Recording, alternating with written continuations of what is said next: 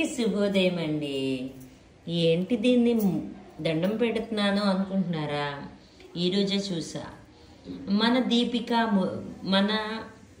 ద్రౌపది ముర్ము గారు తన వాగ్దానం ఏంటంటే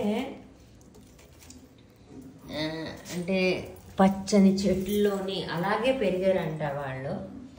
తండ్రి అంట కర్రలు కట్టేసి ఇంటికి తెచ్చిన తర్వాత ఈ ఒక్క కర్రని దండం పెట్టేవారంట. అంటే వంట చేసుకోవడానికి మొక్కలు ఈ ఒక్క అడవి నుంచి కర్రలు తెచ్చిన దానికి దండం పెట్టేవారంట. ఇక్కడ నాకు ఇంకో విషయం కూడా గుర్తొస్తుంది. మర్రి ఓడ్లు తెంపినప్పుడు మా ఫ్రెండ్ పాప ఏంటందంటే దండం పెట్టి తీయాలి అలాగా తీయక అని చెప్పిందనమాట. అది కూడా గుర్తొచ్చింది. ఎందుకు దండం పెట్టాలో తెలుసాట ఈ కర్రకి?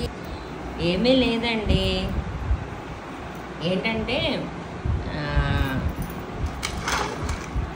ఇప్పుడు కర్ర బతికున్నన్ని రోజులంట మనకి గాలి ఇస్తుంది, నీళ్ళు ఇస్తుంది. దాని జీవితం వల్ల అంటే చెట్టు మనకి అన్ని విధాలుగా మనకి ఇస్తుంది.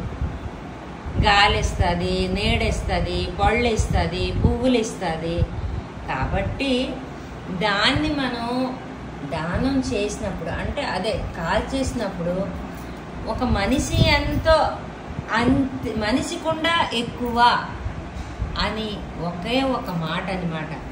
అందుకే ఒక చెట్టు 100 మంది మనిషి జీవితంతో సమానము అని అంటారు కదా.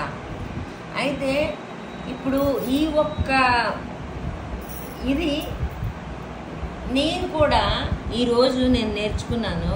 కర్ర ఎప్పుడు కాల్చినప్పుడు అని అది వేస్ట్ అన్నాను కదా, అది వేస్ట్ కాదు. మనం దానికి వేస్ట్ చేస్తాం అంతే. పోనీ ఏదో ఒకలాగా ఉపయోగం అయితే చేస్తున్నాము. ఇంతటితో సెలవు తీసుకుంటున్నానండి. ఇదే